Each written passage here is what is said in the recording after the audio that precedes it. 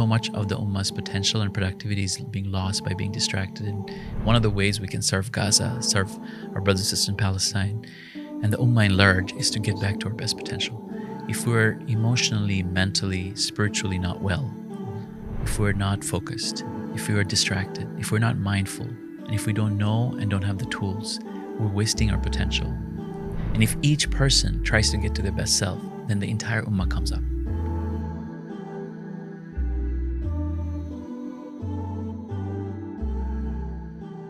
If you want to invest your money but not sure what's halal and what's not, the Halal Money app makes it super easy. It's home to Australia's only Sharia-compliant ETFs, professionally managed, interest-free, and aligned with your values. Their Compass tool even helps you find the right investment path based on your goals. It's simple, smart, and halal investing all from your phone. Download it now. Let's get back to the podcast. Joining us all the way from Dallas, Texas, United States is Ustad Wadud Hassan. How are you today? And welcome to OnePath Network. Assalamu alaikum wa rahmatullahi wa barakatuh. Alaikum salam wa rahmatullah. It's an honor to be here. Alhamdulillah. How are you finding Australia? How's your tour been so far? Oh, it's been amazing. It's been amazing. We were doing a Prophetic Mindfulness and Tarbiyah tour through schools across the country. So we went to Sydney and then Perth, Melbourne, Brisbane, and back to Sydney. And beautiful to see the communities and the schools and the communities and organizations developing. You have an amazing opportunity here to really make an impact, inshallah. Yeah. And I really love what you're doing. I believe mindfulness is something which is so crucial in our day and age. We're literally living in the age of distraction, the age of social media, where we have an influx of content literally thrown at our faces every second of the day. And the pursuit to attain mindfulness in today's day and age has never been more important. Ustad, for our viewers at home, if you can basically just explain to them or define to them, what is mindfulness? Yeah, great question. So, modern definitions are about your ability to be more aware, more present, know what's happening in your mind, your body, your surrounding. And in the psychology world, as they're using mindfulness to do behavioral regulation and behavioral training focus and attention, mindfulness is used also as a tool to alter or train your attitude, a sense of openness and curiosity in the moment. So Dr. John Kabat-Zinn, was one of the key researcher and one of the pioneers of mindfulness movement in the US, for example, talks about paying attention to the present moment without any judgment, with a sense of purpose. I wrote an article on this on Productive Muslim on how many of these work that they're trying to do in terms of training the brain, the mind, it connects with our tradition in terms of how we also have this concept of how to be aware, how to be present, how to show up with intention, how to not judge anything that happens, as good or bad, because as the Prophet said that everything is good for a believer. It's not about what happens, it's about how we respond to it. So I would say these are some of the popular definition. Maybe a street definition would be not getting carried away. Not getting carried away, being present in the moment. Ustad, for a Muslim viewer who's looking at the topic of mindfulness as this new age, this trendy new topic, why is it important to me as a Muslim? How do I know that mindfulness is truly important and it's not just a fad or a trend? Yep. This is the question that I asked myself because, my training, my graduate degree was in leadership development. And then later on, I focused a lot on mindfulness, emotional intelligence-based curriculum for kids to begin with and teach them about, I saw a gap between knowledge and action and faith and character. And I wanted our, training to focus on an experiential, emotional connection that kids could really feel. And later on, we took this work into training the teachers, training the adults, and our first mindfulness Masterclass was born. And we actually launched it with Muhammad Faris at Productive Muslim. And the reason that this is so important to us is because for us, it's all about, that God-centeredness. That mindfulness to us is not just paying attention or being aware, which is really important as any human being, Just like if somebody says, this going out for walking every day for 20 minutes a day, is that really a fad? Is that something, if somebody said that 20 years ago, people might have said that 30, 40 years, people, if somebody went for running and they were like, why are you running? Who are you chasing? Right? But now nobody would ask that question because it's such an important part of our physical training.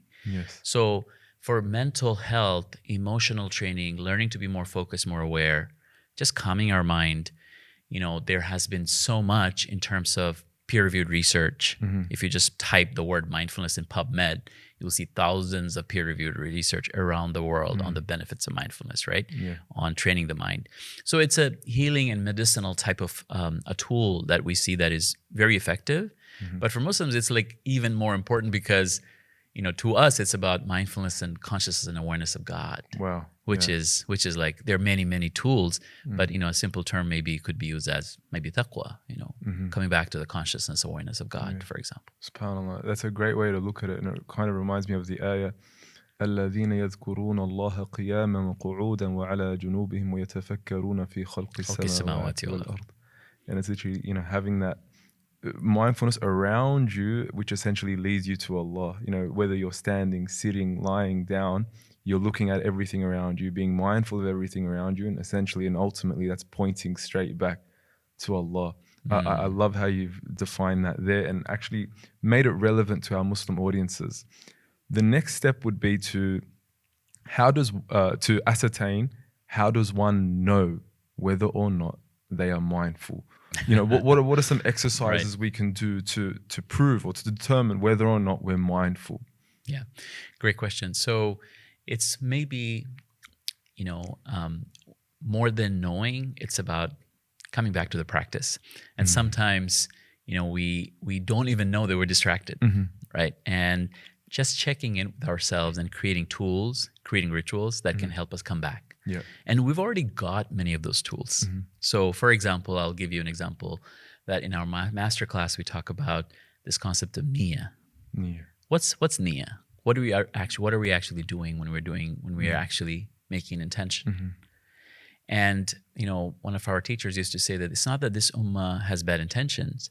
It's just that this ummah doesn't even have an intention because we're distracted. We're not aware. So niyyah are those micro moments of meditation or reflection before everything you do. Allah subhanahu wa ta'ala has programmed this concept of niyyah throughout the day. And when we check back and say, did I start, I started eating, did I make an intention? I started praying Salah, did I make an intention? I'm about to go to sleep, did I make an intention? And this is just one example. There's so many beautiful tools we have in our tradition, but niyyah are those beautiful moments of meditation, reflection that connects you with God and your higher self so that everything you do after that can be transformed. Because I guess most of the time we're doing these actions subconsciously, not even aware that we're doing these actions. For instance, I'm waking up in the morning, I'm going to work, I'm putting on my right shoe before my left shoe subconsciously. And if I just stopped in that moment and said to myself, I'm doing this ittiba'an, in following the Rasul sallallahu alayhi wa sallam, how much more beautiful would that moment become, in something so mundane as putting on your shoes. Amazing. And that's the gift we have, that before you do everything, there is a way to do it like the Prophet. There is a way to do it with intention. Yeah, that's so important. Are there any exercises we can do? Yeah. Maybe a practical exercise? There is a practical exercise. And Imam Ghazali, like in Kitab al-Asar al-Salah, like the secrets of Salah, he mentions about, Hatim al-Asam rahimahullah, one of the scholars that he was asking about khushu, like how do I have this mindful Salah, right? And answer was, to begin the answer, it was a long answer, but one of the key things he mentioned is that before I pray, I collect myself inwardly and I collect myself outwardly. Now, if you say that to a Muslim or you say that to a child or say that to anyone that you're training on Salah, they're really not going to know what that means. So that's where you really need the tool. So a simple tool that we do in our class is this 3 breaths to presence, 3 breaths to intention. Very, very simple. And it's focusing our mind, focusing our body, and focusing our heart in the present moment. So all you do is you start by, taking a deep breath in and you use that breath as a tool to focus your mind. And then once you feel like, okay, I'm letting go of the past, future, I'm really arriving here, focusing my mind, you then take another deep breath and you relax and let go of the difficulties in your body. And that's where the question comes in that what's really an emotion? We're doing a workshop last night and here in Sydney, and we're talking about how do you define an emotion? And emotions are, first and foremost, they show up in your body. Yeah. They're your bodily physiological response before they become a thing of the mind. So regulating the body, releasing the difficulty, stress, tension from the body helps you ground yourself in the moment. And a third aspect of that, which is important for us as Muslims, is that we're not just training our mind and body, we're also training our heart and soul. Yeah. That how do we get into that state that Imam Ghazali mentions as the key requirement for khushu, Yeah. al-hudur al-qalb, that how do we have the sense of hudur or presence of heart with Allah subhanahu wa ta'ala. So taking another deep breath in and releasing kind of like all the distractions and focusing your mind on saying, how can I bring my heart to this moment in the presence of God? How can I arrive with a sense of intention? Wow. Something very simple. As simple as breathing, subhanAllah. As simple as breathing. And there are other tools you can use. You know, like I have asthma, I'm borderline asthma. So when I was getting trained to become a certified mindfulness teacher, I had to lead meditations. And there are psychologists, counselors, they're all in the room, like looking at me and kind of giving me feedback. I was having a hard time sometimes following this whole breath thing, right? I was like, am I really breathing properly? Or, am I doing it right?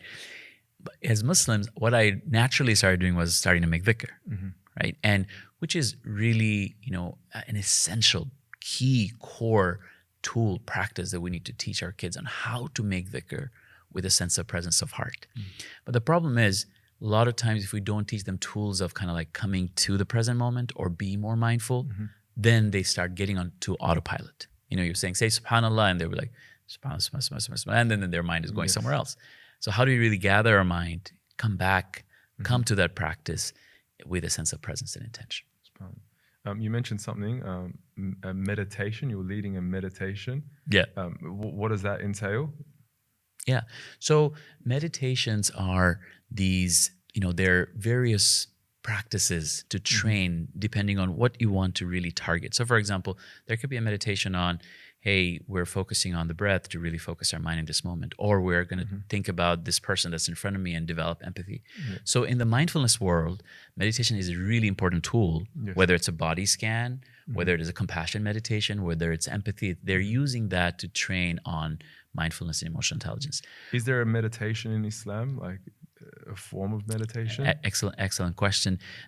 We have concepts such as tafakkur, which is contemplation, but also you can use the word meditation, And you mentioned Sheikh Mikhail recently, right? Yeah. But you had a interview with Sheikh Mikhail. This is one of the things that we grappled with initially when we started offering the mindfulness masterclass. Like, can we as Muslims use the word meditation? It sounds very like, Buddhist. Is it a Hindu thing? Is it a Buddhist thing? And, something beautiful that Sheikh Mikhail said, like, no one has the monopoly on the word meditation. Is there an Arabic translation perhaps? Yeah, I would say that our tradition has the concepts of dhikr, concepts such as, practicing muraqaba, which is like the Islamic meditation, reflection, contemplation, very God-centered. Tafakkur. You said يَتَفَكَّرُونَ فِي خَلْقِ السَّمَاوَاتِ وَالْأَرْضِ. Imam Ghazali says, when you reflect or meditate on your existing knowledge, Allah opens up new knowledge. And what you said, that the next part of that verse, يَتَفَكَّرُونَ فِي خَلْقِ السَّمَاوَاتِ, what happens when you do tafakkur? When you do that meditation, contemplation, then your heart comes back to Allah and you're saying, Rabbana. Automatically it's pouring out. Rabbana ma khalaqta hadha batila. Subhanak. Yeah. So when you contemplate, automatically your heart opens up. So contemplation, reflection was such an important part of, the prophetic sunnah and the sunnah of the ulama, that they would deeply reflect, contemplate, observe long periods of silence. And the Prophet Jabir mentions the Prophet used to sit in long periods of silence. And there was a dua the Prophet said that, make my silence a source of tafakkur, meditation, reflection. So the word that we're using here is more, as Muslims, you have to use it more as a prophetic tool. But I know that when you just throw around the word meditation, it automatically feels like, hey, is this something that we're actually borrowing from Hindu or Buddhist tradition? Well, yeah, there are definitely influences of that in the modern psychology world. But as Muslims, we have to go back to our own tradition and bring those tools. So within the prayer, how does one attain mindfulness? And I think this is perhaps the most important question, because, the first thing we're going to be asked about on the Day of Judgment is our prayer. And we know that some people, they may have prayed, but they never really gain anything from their prayer. And I ask Allah subhanahu wa ta'ala to protect myself first and foremost from this. How do we attain that mindfulness in our prayer? Yeah, that's a beautiful question. And alhamdulillah, I think there are many scholars and teachers and shuyukh that can answer this question even better than I can. But from me as somebody that focuses on mindfulness, or emotional intelligence as a key way to train people, I feel that really important that we first and foremost learn to turn off our autopilot and come back to aware. If there are two words that you can use to describe mindfulness and you want to think about, is how to go from autopilot to aware. Yep. So how do we turn off our autopilot, our distractions, right? And how do we come back to awareness? And I think that the 3 steps that we mentioned earlier about just arrive with the sense of like, where's my mind? Where's my body? Where's my heart? I had a difficult conversation or difficult email. I was just thinking about something. My mind is still busy with that. My body still carries stress from that event. And my heart is all over the place because, I'm not even connecting my mind, body, and heart together. So that practice of just taking a few breaths, just letting go, releasing tension, collecting yourself inwardly and outwardly, like we mentioned about Imam Ghazali's work, that's a beautiful way to arrive. So before you pray or as you walk into Salah, collecting yourself. There is another really important thing that we have that we're not really mindfully, focusing on, which is the concept of wudu, right? And this is a tool that Imam Ghazali actually breaks down step by step.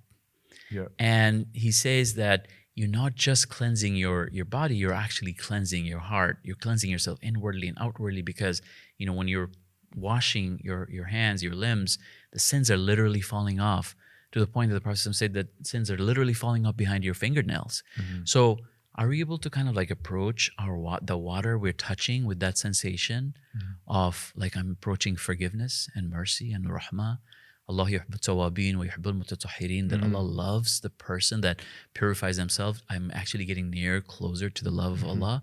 And then Imam Ghazali actually breaks down each step and says, with each step as you're washing different parts of your body, you should remember Allah with different du'as that he mentions. So if you're able to ground ourselves and come back to awareness with wudu, it makes it so much easier than to be more mindful in your salah, for example. Yes. A couple of tools that I'm mentioning. There is a whole different, steps on just mindful salah in terms of khushu, and the first step that Imam Ghazali mentions is that number one thing he said is hudur al-qalb, how to cultivate presence of heart. And I guess it's a lifelong journey. And we ask Allah subhanahu wa ta'ala to allow us every year to actually advance in our prayer and become more present after each and every prayer. Moving from the prayer to our relationships with each other, friendships, our interactions with each other, our conversations with each other. How do we become more mindful with each other, as friends, as brothers, as sisters? How do we become more mindful in those conversations? Yeah, great question. So in the mindful emotional intelligence, industry and the psychology, there is this really important, training on compassionate listening, active listening, mindful listening, and learning to connect with someone with that sense of, listening and that connection, and really being able to really connect with someone through listening is a really important tool. That's one of the tools. Yes. But if we go back to the Prophet ﷺ, he had this deep sense of healing presence that Amr ibn As mentions, that he used to embrace the worst of us until our hearts would soften. And so this physical touch, affirmation, connection, really seeing the person, acknowledging the person, not just with your eyes, but with your heart, with your body, with your touch. These are beautiful examples of the Prophet ﷺ, how he started, even before the relationship went deeper, or the conversation went deeper, he already connected in such a meaningful way. So active listening is such an important thing. And prophetic listening, as you know, that the Prophet ﷺ, he would not just turn his face, he would turn his entire body towards the person he would listen to. So listening with the heart, listening to understand, listening without judgment. That the Prophet ﷺ, of course, there are times that when you have to get to a place where you have to judge things that right or wrong or guide people, but that's not the initial phase. The initial phase is more about, how do I really understand and listen to understand and serve? And this sense of service and sense of rahmah that the Prophet ﷺ had, the healing presence of the Prophet ﷺ, is a beautiful tool to really activate our relationship and make our relationship, start with a good foundation. Yeah, that's very important. And I've actually heard something before about many of our relationships are self-centered, and that can also be a problem. Our conversations, at times we might be selfish in our conversation. We want to be heard, but we don't want to listen. And we need to actually remove that layer of selfishness in order to connect further. What would you have to say on that topic? Yeah. Ego and the nafs is at the core of training Muslims about the mindfulness of God. Yes. If you want to learn about how to be mindful of Allah subhanahu wa ta'ala, in our masterclass, we developed an entire framework from the science of the nafs. Yes. That there is the lower self, nafs al-amara, and then going up to the middle self where you're accountable, nafs al-lawama to nafs al-mutma'inna. How do you go from that distracted self that is under the influence of the ego and the shaitan and the hawa and the dunya to first noticing that, hey, I'm distracted. I'm not under the influence of God. I'm under the influence of my ego. That noticing that distraction, moving away from autopilot to awareness, that's the first step before you can say, okay, let me come back to Allah subhanahu wa ta'ala now and then start cultivating my best self. So this science of the self is so important, such an important, like, central element of training ourselves on mindfulness in Islam. No, it's so important. Like, so many people in our conversations, we're speaking just so people can say, hey, oh, he's very intelligent, or he's very well read, as opposed to, hey, let me actually listen to this person. Even if I already know what he's going to say, just to give them my heart, give them my presence. I feel like that's so important. Friendships are important. Brotherhood, sisterhood's important. But above that, we have, the family unit, a husband and a wife. At times, it can be incredibly difficult to be mindful in this relationship when children come into the picture. Yeah. How do we overcome this problem? So for couples with children that are struggling to be mindful with each other, struggling to be mindful, they probably have chaos, downstairs, Lego pieces flying, etc. How do they obtain that mindfulness? Yeah, this is great. So, Viktor Frankl, he's a Holocaust survivor, psychologist.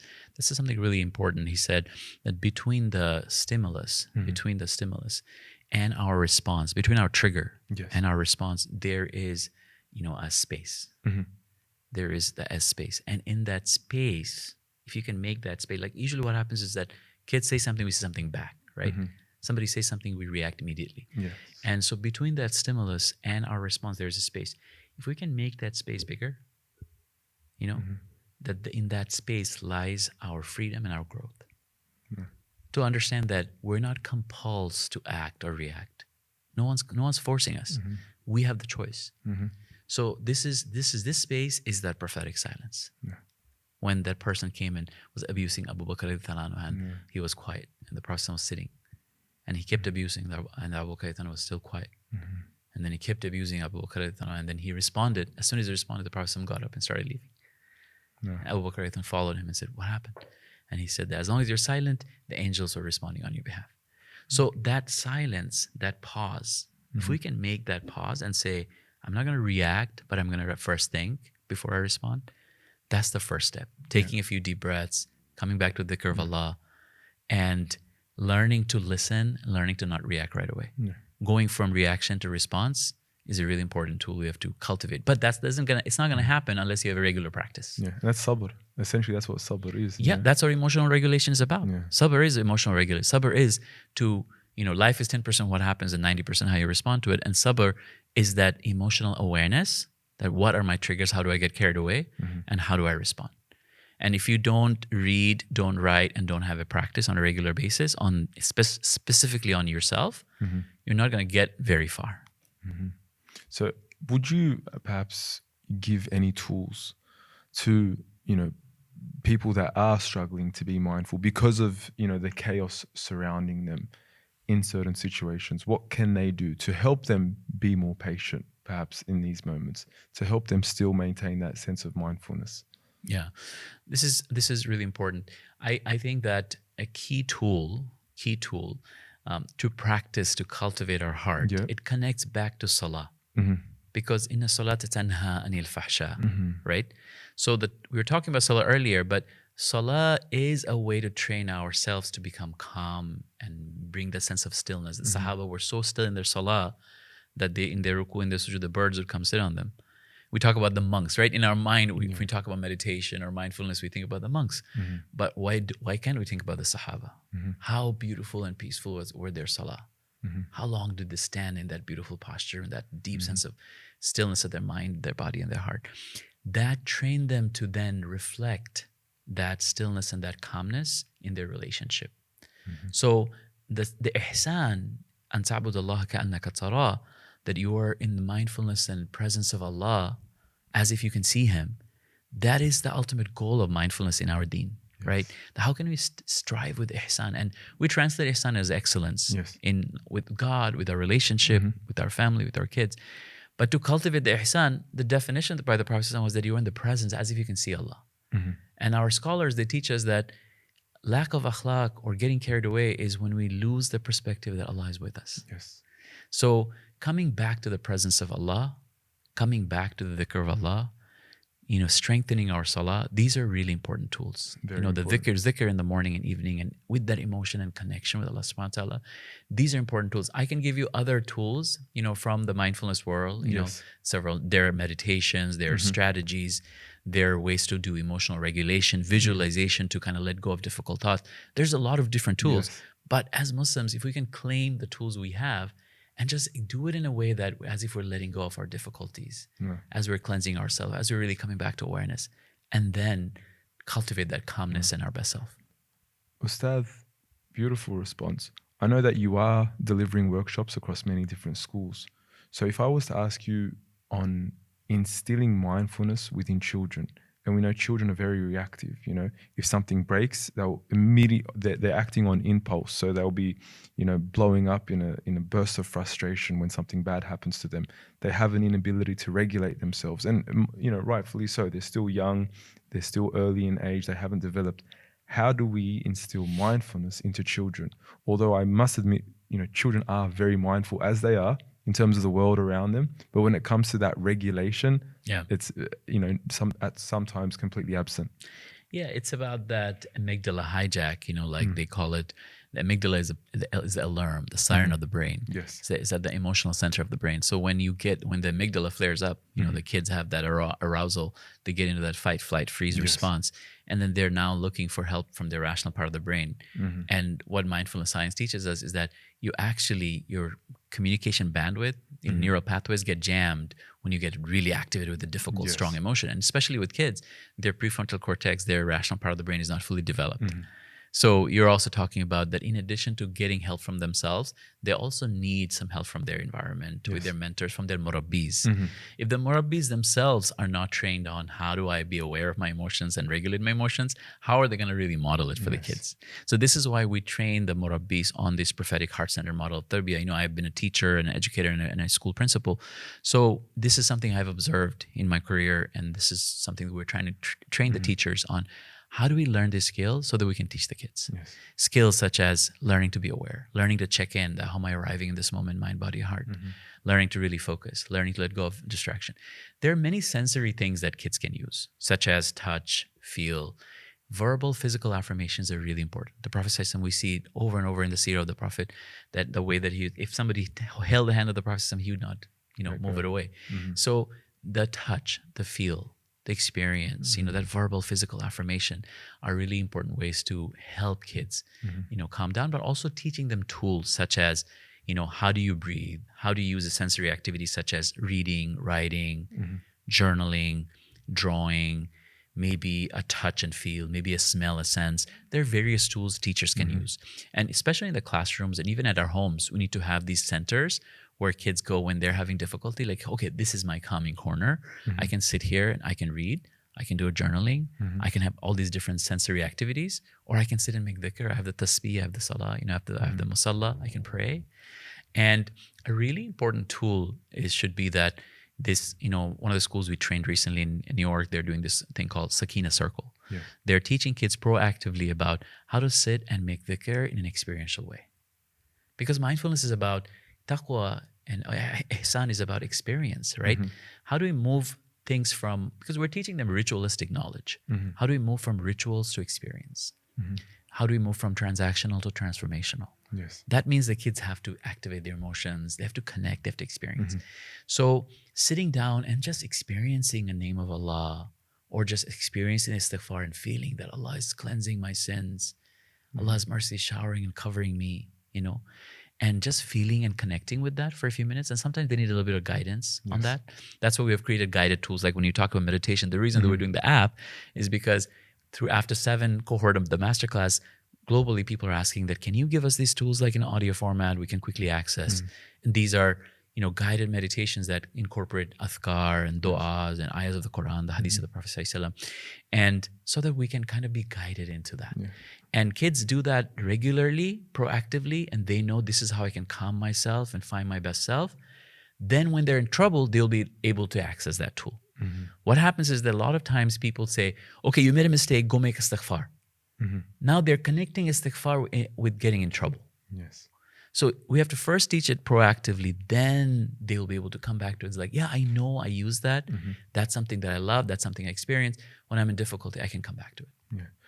On that topic of, children dealing with their frustrations, there are children that would be able to, mentally equip themselves with these tools and apply those tools when the situation arises.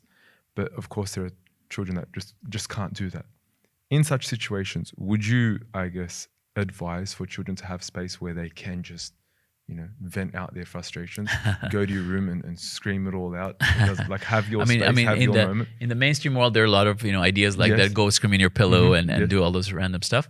There's some of them are not really random. There are ways to kind of like help them release. But usually, if they're able to do it in a more constructive way, from the adab and the Islamic sense, if there are ways that they're able to do it without having to, just scream in their room. If they're basically kind of letting that emotions out with this drawing, they call it like a graffiti wall or a graffiti paper. They're just writing down, and drawing all their emotions. And then by the time they write down, how am I feeling? How can I label my emotions? And you teach them emotional vocabulary starting 4 or 5 years old. These are the 6 primary emotions, for example.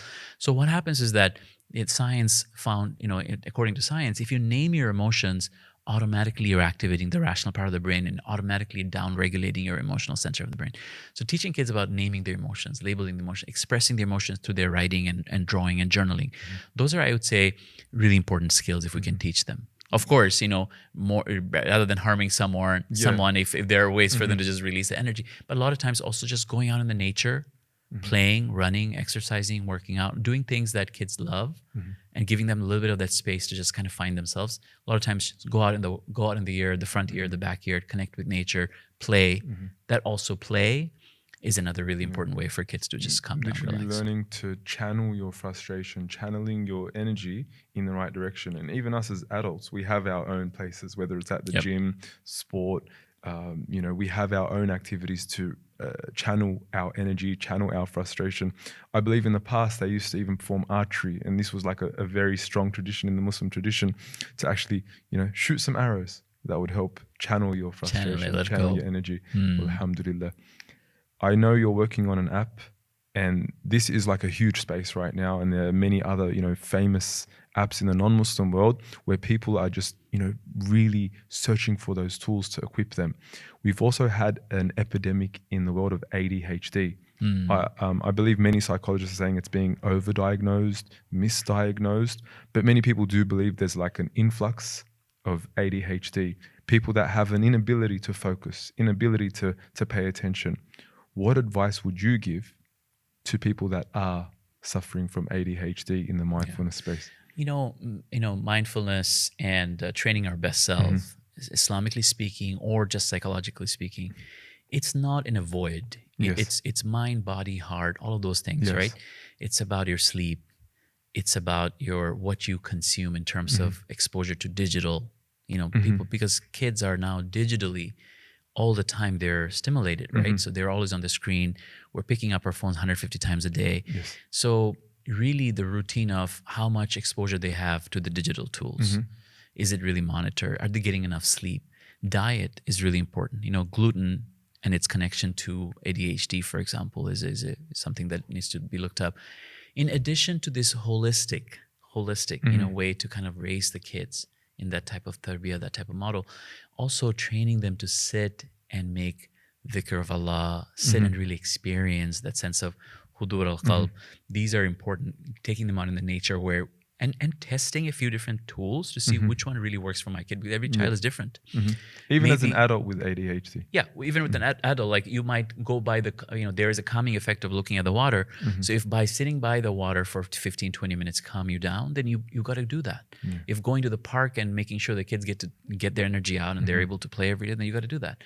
In addition to that, I think that the tools of mindfulness, such as breathing, such as dhikr, such as presence of heart, something needs to be cultivated. Imam Ghazali is saying that every day you should be sitting and you should be just training your heart to be in the presence of God without any thought, without any distraction. Basically, this is not the dhikr of the tongue, this is dhikr of the heart. And he's saying that you need to cultivate it on a regular basis so that this becomes a foundation when you start your salah, start your dhikr. So I would say that in addition to everything I mentioned, sitting with our kids as parents, doing our morning and evening adhkar together, doing our, the du'as and our, like our wird and our awrad, doing them together and doing them in an experiential way, teaching them some of the meanings, telling them how can we connect with different names of Allah. That really helps ground their mind, body, and heart. It's training them. Because most of the research in mindfulness is showing that we can, literally change the neuroplasticity, change the structure, not just the functionalities. We can literally change the structure of the brain by consistent daily practice.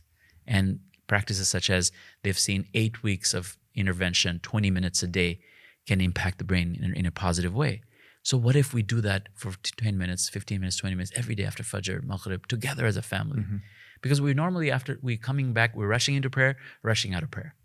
We're not sitting and we're really cultivating. So so instead of, any other tool, we've already got it. Take a few deep breaths, let go, relax, focus, and let's get into your dhikr. Do your things every day. There's a beautiful hadith of the Prophet ﷺ. I don't know it in full, but specifically it pertains to Salat al-Fajr or Salat al-Maghrib. And it says, the one who recites the dua, La ilaha illallah wahdahu la sharika lah, lahul mulk wa lahul hamd, yuhyi wa yumit wa huwa ala kulli shay'in qadir, 10 times after Salat al-Fajr and Salat al-Maghrib, he will have like a very incredible reward. I haven't memorized the hadith, but there's something very peculiar about that hadith in that it states that, and his feet did not move, as in his legs were still crossed. Beautiful. He would attain that reward. And on saying that, we just go to see how important it is to practice everything you're saying about mindfulness, but still just stay still, stay calm. You just finish your salah, but just hold it right there. Oh, you just give a really important tool there. There is a lot of emphasis on posture training for kids, how to teach them to sit, how to sit. And there is even a connection to how you sit with your mental health and alertness and awareness. And this is one of the initial ways of training in halaqah. When you sit with this teacher in the halaqah, you learn how to sit in that position of tahiyyat. You learn how to sit. And this is, our kids don't even know how to sit for a few minutes. And training them to sit still, calm, focus, relax, such an important tool. Yeah, as you mentioned before, as though there were birds on their shoulders, birds on their heads. That's how the Sahaba were described. Lastly, as a final question, Ustad, it's only right we speak about this given the hardship, the turmoil, the calamity that has befallen this ummah in the past year and what we are seeing with our brothers and sisters in Gaza. After 1 year, almost 1 year of watching them suffer, the first 10 days, it was easy to connect. It was easy to tear. It was easy to, weep after seeing the struggles they are going through. But after 1 year and, an influx of videos that have come through, thousands and thousands of videos, we eventually become disconnected. It becomes harder for us to be mindful, to attain that sense of closeness, that sense of connection, that sense of empathy for our brothers and sisters. And we do have that pain, but it's not like the pain that we initially felt. Yeah. How do we maintain that sense of connection with our brothers and sisters, given that many people are slowly but surely becoming desensitized after time has passed and after obviously the connection is very far away. They are located very far away from the majority of us living in the West. How do we maintain that connection and that mindfulness with our brothers and sisters? SubhanAllah. I look at our ulama and our teachers and scholars and their response and try to learn from them. In terms of mindfulness, there is something important that I can share, which is initially when this started, I did an event with kids at our masjid. We're in Kopel, which is about 10 minutes from Valley Ranch. So Valley Ranch Masjid, Sheikh Omar Sulaiman is, and Sheikh Abdullah Duro is our imam.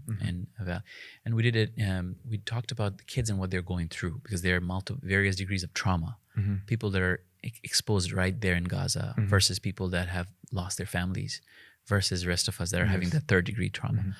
And how do we kind of regulate those, kind of like feel, but at the same time learn to regulate and process in the right way? The challenge is, especially with kids or even some adults, not everybody processes in the same way.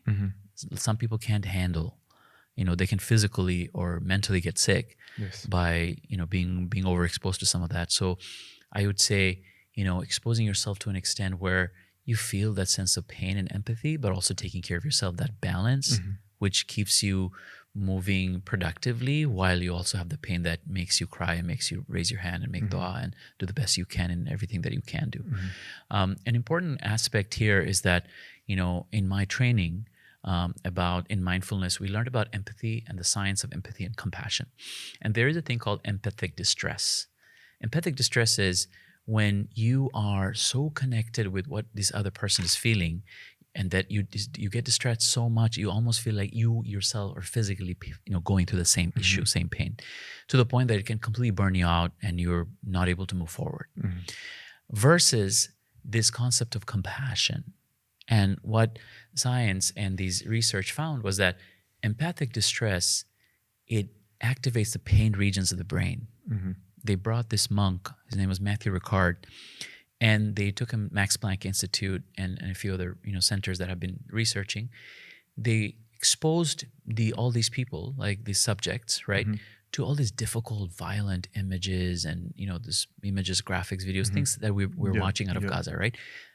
And this was way before, and they were showing war-torn like images and graphics and videos, and they were basically, they put a functional MRI scan on their brain, and they realized that people's pain region of their brain was there as if they were like literally feeling that pain. Their pain region of the brain would activate. However, Matthew Ricard, who did like 10 like years of meditation, went into the monastery, trained in all of that. So they wanted to see, like, how does somebody that's like expert meditator like him, what does he do? How does his brain react or respond? And they found that the pain region of his brain would not activate. It would not activate like the rest of the people. And so they asked him that, what were you doing differently than other people?